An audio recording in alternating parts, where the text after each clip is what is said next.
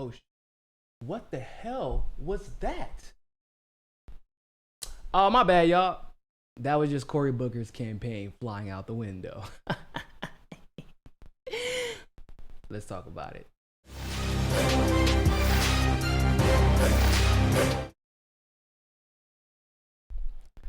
So it is official. Cory Booker, the big pharma hooker, is done. His campaign is finito. He is no longer running for the presidency of the United States of America. Man, my only issue is that it's about 12 months too late. Should have never ran to begin with. Now, will this affect the outcome of anybody, really? No, not really.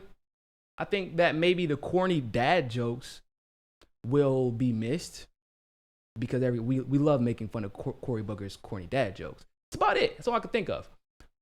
If anything, overall, this is a win for Cory because now he and Kamala, since both of their campaigns are dead, they can take all the selfies together for social media that they want. Hey, we're both light-skinned black guys or light-skinned black people. Love us. We're from the hood. Oh, that's another thing we'll miss. We'll miss Cory Booker reminding us that he's from the hood. I mean, who else is going to remind us literally every single question of the debate how they're from the hood and where he's from? There are gunshots everywhere all the time. That's also something that just kidding. Cory didn't move into the hood until like he's trying to build up street cred after he was already a senator. So oh my God, it's hilarious. Let's be honest though. In all seriousness, for those of you who came here to hear some serious commentary, there's not gonna be much of it, I'm not gonna lie. But for those of you who came, it needs to be understood why Cory Booker was not successful. Okay? The first huge misstep. Forget all the other stuff in the past, right? Forget everything pre-2016. The first huge misstep for Cory Booker was when he had a chance to make pharmaceutical drugs cheaper by importing them from foreign places like Canada. He had a chance to make them cheaper, chance to make the lives of Americans easier, and he voted against that legislation that just happened to have Bernie Sanders' name on it as a sponsor. Now, if there is one rule that we have learned in contemporary politics over the last 3 to 4 years, is that if you're going to run for president and you want to run as a quote unquote progressive, like Cory Booker's tried to run, like Kamala Harris, like Elizabeth Warren, et cetera, don't vote against a Bernie Sanders legislation, especially if it has to do with healthcare. Okay, that is like the rule of thumb. Now, granted, that rule of thumb came along because of Cory Booker voting the way he did. He had no idea that many people were watching him, and it utterly destroyed his campaign. And for those of you who have been a fan of this channel for quite some time, shout out to you all for sticking around. What have I been saying ever since? I was the first one out of everybody on YouTube, okay, to say Cory Booker is running for president. I said that. But then I also said, I said this in I think I said it in 2016 after Bernie lost and after Hillary lost. But I also said that although Cory Booker is running for president, he just killed his campaign faster than any presidential candidate in history because of that vote. Now, it wasn't until later on that people figure out, oh crap, he really is running for president. He's an idiot. He should know that it's over with. He did not know that it was over with, and here we are. Now, here's where his second mistake came into play. You came into the game. So Carmela launched her campaign on Martin Luther King's birthday. Whew, that is the most self-indulgent, egomaniacal thing that you could do. And you thought the black community wouldn't notice. You took the king's birthday and made it about Kamala Harris, who locked up more black men than any other prosecutor in the history of California. That's very hard to do. If you remember the 90s crack era, if you remember what that was like, this is the same era that Rodney King was beat. So if you remember what that was like, you know Kamala achieved a damn feat, okay? She achieved a feat. So she announced on Martin Luther King's birthday made about her. Cory Booker announced on the first day of Black History Month. Bro, no.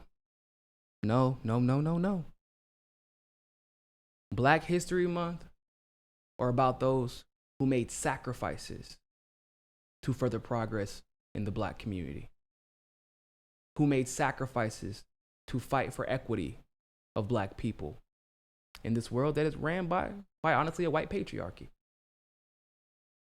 Cory Booker, that is not you by any stretch of the imagination.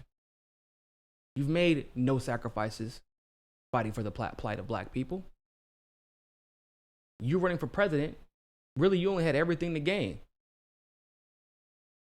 You did not, in 2016, when we had possibly the best candidate for black people in quite some time, which was Bernie Sanders, you and the rest of the Congressional Black Caucus threw black people under the bus and pushed for Hillary Clinton instead.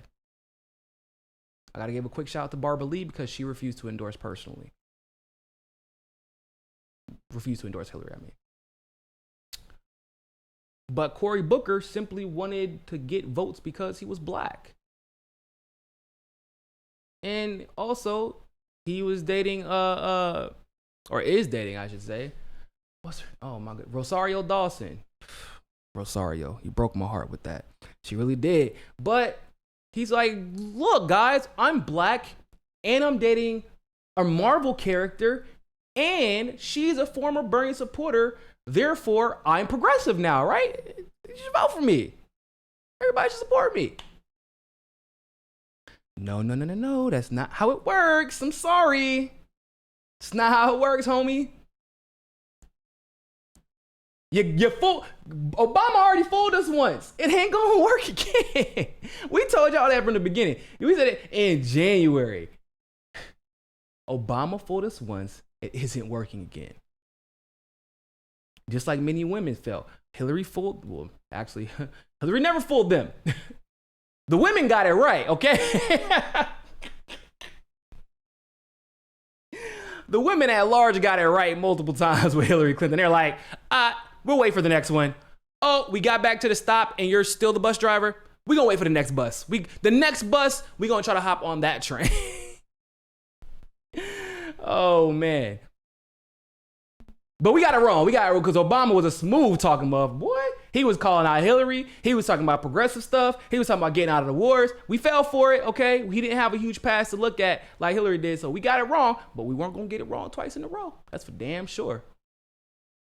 And Cory Booker and Kamala Harris both figured that out really fast.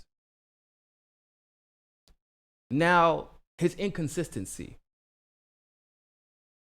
Whereas Tulsi Gabbard had been calling out this corrupt process from the very beginning, all she said was, hey, man, can we be a little bit more transparent and consistent with that transparency? Consistent in how we're releasing these polls? You want to choose the polls? There's only so much you can do about that because DNC is a private organization. So there's only so much you can do about that during the election season. That's something you could probably pursue after the election season has concluded. But during the election season, but just say, hey, you know what? Can we release the polls regularly and fairly? That's all she asked. And be transparent about why you chose these polls. She got attacked for it. Cory Booker was silent. What a surprise. Oh, but then Cory Booker doesn't make the December debate. And he says it's because I'm a person of color, I'm a black man, and that's why we got more billionaires than black people in the debates. Well, yeah, because you were a shitty candidate. I mean, that's basically why you're not in the debates anymore. I don't know. Kamala Harris was the front runner. So now you're saying the Democratic primary is racist when when she's forced to drop out, then it's racist because you didn't make the debates and you were forced to drop out, but it wasn't racist when Kamala was the front runner and was getting only and exclusively positive news coverage and was brought in by that same Hamptons crowd that financed Hillary Clinton's campaign. So they weren't racist then. I know for a fact CNN and MSNBC wouldn't get, oh my God, this is such a diverse field. Cory Booker's black. We feel great about it. We're not racist. Look, we're celebrating the fact that Cory Booker's black and running for president. Like, bro, I could file my name and announce that I'm running for president. You know that, right? That doesn't mean the field itself is actually diverse. It just means I put in a piece of paper which I could afford to do, and I decided to run for president. And oh, by the way, I happen to be black. Diversity of race means almost nothing if you don't have diversity of ideas. And you want those ideas to some degree to be experiences that you have gone through because of your specific background. Which is why Cory Booker kept talking about how he's from the hood, but he was not doing it the right way. But it was racist then, it isn't racist now. When Tulsi Gabbard called out the process and its problems, it wasn't a problem for Cory Booker then, but when Cory Booker didn't make the December debates, oh, it's a problem now. Inconsistent. You have inconsistent values. On top of that, Bernie Sanders had defended Cory Booker immediately in January when Bernie Sanders wrote a letter to the Center for American Progress. Because weirdly enough, Cory Booker was actually getting behind at that time one of Bernie's pharmaceutical bills, and said he was wrong for his vote. And so he was attacked for it by Think Progress. And so Bernie Sanders defended him. Bernie Sanders has been maligned countlessly since then, not only by Center for American Progress, not only by Think Progress, which is their publication, but by people who back Cory Booker. What did Cory Booker talk about? Did he defend Bernie Sanders? Did I miss that? Did he defend Bernie Sanders? The man who literally wrote a letter saying, I will use my leverage and my momentum essentially to crush the DNC and Center for American Progress if y'all keep attacking Cory Booker and Elizabeth Warren? Where was that at? Did he defend Bernie? Oh, but you was attached at the hip with them whenever it was time to go attack Trump. Wasn't you? Y'all remember that? Y'all remember that? Oh boy, you couldn't get a picture of Bernie Sanders at one point in 2018, 2017 without seeing Cory Booker plopped right there. Inconsistent values. See, whether or not people can articulate it, whether or not people can even consciously acknowledge it, these little instances add up over time. The inconsistencies, the big money you take or you took, where you were at 3 years ago versus where you were at now, and then how did you get to the point you are now? Has your newfound rhetoric been backed up by the actions that you took before the presidential spotlight was on you? And the verdict is in. It didn't add up. You were a farmer hooker in 2017. 2019, you just decided, no, I'm not anymore. Why? Because you got smashed for it and you didn't think anybody was paying attention? 2017, 2018, you were attached at Bernie Sanders' hip. You were attached to the man's hip. Bernie even defended you. You were nowhere to be found. And people, like I said, people pay attention. When you are willing to, when you won't defend somebody who will defend you, like somebody that you keep calling, you called a friend so often, right? Because it wouldn't be as big of a deal if Cory Booker didn't defend Kamala so damn much. You defended Carmela over and over and over and over and over again when she was literally being uplifted by the mainstream media and the Democratic Party and the DNC specifically. Not to mention the elites. And she was getting the unwavering support of the elites of the black community. And you wanted that support, which is why you like, hey, I'm going to back her until she drop out so I can get that support too. So you defended Carmela, who really didn't need your defense, didn't need your support, and left the man who defended you high and dry. These inconsistencies, people, whether or not they consciously know it, they catch them, and it influences the. There are people who are like, I like Cory Booker, kind of. You know, he has a cool personality, but I don't trust him. I don't believe in his convictions. That's what stopped you from getting through this rough patch that every campaign goes through. Bernie's campaign went through it for a year. they went through it for a whole election.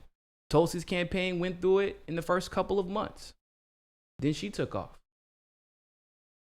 Jimmy Carter went through this. They didn't think Jimmy Carter had a chance to win. The man was at 1% in Iowa. He goes on to win Iowa, then the entire election. Bernie Sanders had a 5% chance of winning Iowa. Goes on to tie Hillary Clinton. What? It was supposed to be 20% chance or something like that to win Michigan. Goes on to smack her. Everybody goes through a rough patch in their campaign where they must persevere, but the only way you can persevere is by building up that foundation of supporters. That foundation of supporters that you can only gain through people trusting you and believing in you and being invested in your message. All of which requires you to be morally and ideologically consistent. But you have been none of those things. Neither has Julian Castro. That's why he's gone. Neither has Kamala Harris. That's why she's gone. Neither has Patrick Duvall. That's why he hasn't been able to take off. Or Duvall Patrick. I always call him Patrick Duvall. Duvall Patrick. Y'all have every credential on your resume, including being black, because in politics in the Democratic wing of the party now, being black to the public eye is usually viewed as a positive, especially if you've been willing to sell out your whole blackness to get to where you're at. Selling out your blackness to get to where you're at is the number one way to shoot up in the Democratic Party. Ask Donna Brazile. Ask Joanne Reed. It's the number one way. Ask Duvall Patrick. See, Duvall, he can educate you on how to be successful as a black man in the Democratic Party, Cory. You can talk to him. That boy can sell out like no other. Yes, Julian Castro happened to be a Latino. Kamala happened to be mixed with Southeast Asian and Jamaican. You happen to be half black. And none of that has anything to do with why y'all campaigns fail. Period, point blank. Glory Jones, thank you very, very much for the super chat. Cory reminds me of Castro, just full of platitudes. Exactly. That is exactly what it is. He was full of platitudes with no substance. With, at least Castro, you couldn't really vet his record too much. He kind of had an advantage because I believe he was a housing guy for Obama. So you couldn't really vet him that much. You couldn't look at his votes.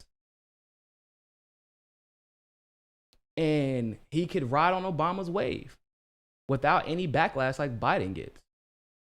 It's kind of like how Yang gets a little bit of that too. He gets some credibility for being, he wasn't part of the Obama administration, but he worked very closely with the Obama administration, doing some entrepreneurial outreach or something to that extent. But he doesn't have the voting pass either. But the thing is, at least Yang offers policies. Boy, that man still has the most detailed policy website I have ever seen. Well, Bernie's catching up. Bernie's definitely catching up now. But Yang rolled out his detailed policy platform like off rip. So at least with the platitudes comes policies. At least with Tulsi, the platitudes, because she has platitudes too. Everybody has platitudes and philosophy behind their policies. You can't have the platitudes and philosophies without policies to back them. That rhymed totally on accident, by the way. No platitudes and philosophies without the policies. Period, point blank. So is it unfortunate that we now only have one woman of color, which is Tulsi, and then Yang, who I don't know if you would consider him a person of color. He's definitely a minority, but that's not the same thing as being a person of color, because even within the East Asian community, they have a lot of colorism, and I don't want to insult anybody by assuming that Yang would be considered a person of color in their community, because they do have racial hierarchies as well. Ask anybody who lives in Korea or China why they carry an umbrella to stay white. So you get certain privileges with being a quote unquote white-ish male Asian in that community, but he is at the very bare minimum, okay, a minority. So you have one woman of color who's of Polynesian descent and Samoan descent, and also she's a Hindu religion, and then we're down to another minority, and that's it. But now only one minority is in the debate, and it's sad, but it's not sad for the reason that Cory Booker is saying. It's sad because y'all could have still been here. You were being given every opportunity. You were being given trending spots on social media. You were being given, you were getting celebrated by politicians. You have Rosario Dawson on your team. You had the queen of Marvel television shows on. She done been on Luke Cage. She was on Daredevil. She was on Jessica Jones. She was on The Defenders. She was on Iron Fist. Look, man, you had Rosario Dawson, former Bernie supporter and surrogate extraordinaire, and you still couldn't make it to the December debate, and it's everybody else's fault. It's definitely because you're black. Come on, bro. Bethlehem, thanks for the super chat. Did he endorse anyone yet? I don't think he endorsed anyone. I don't think he endorsed anybody. I guess he would have. Look, he would have endorsed Carmela if she was still in the race. He also would have endorsed Castro if he was still in the race. But I think that we can all take a pretty educated guess on who he's going to endorse. He is stuck by Bernie Sanders' side. Kissed his ass for 2-3 years. Tried to pretend as if he was going to support Medicare for all. Okay. Says he stands by Bernie on issues of immigration and, for the most part, on foreign policy.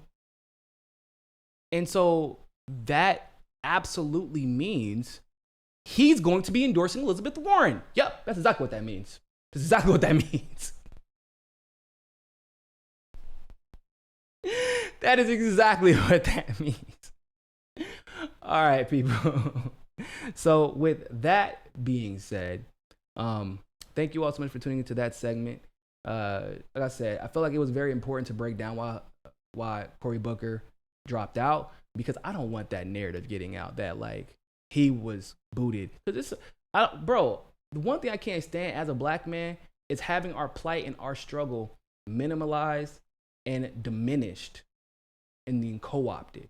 I can't stand it, because there are real struggles. People are really out here dealing with situations in politics where they're maligned and ostracized because of their blackness. That's a real thing. That is something that I really deal with. And also all the other black women in progressive YouTube deal with it. Oh, that's right. There are no other black women in progressive YouTube because it's a real thing. There are real issues within the progressive movement with racism, with prejudice, with not being invited into the good old boys club. That's a real thing. But that's not what Cory Booker went through. That's not at all. Cory Booker was embraced he was embraced by everybody. And even a lot of black people didn't even want to go at Cory Booker because he seemed so nice and they didn't know a lot about him. They're like, hey man, we don't like what his policies are, or we don't know anything about him. He seems kind of quirky, but he's a nice enough guy. I don't want to attack another black man. Like, people were giving Cory Booker more pass than they gave Kamala Harris. And Cory Booker's pass, trust me, it ain't that far from Kamala Harris, because Kamala it's a lot worse because she had like executive authority. So it was, yeah. But for what he had the power to do, like as mayor, for example, he did not benefit black people. That's why you lost. It was because when you had all the advantages, you didn't capitalize on those advantages by practicing consistent values. You couldn't talk about being the black candidate who's had a history of supporting black issues, even when it meant being attacked. Because that's what it really means. When I'm the black candidate, it's because not only are you seen as a black person, but also you're seen as having the black experience, and that black experience shaping your decision making and your causes going forward.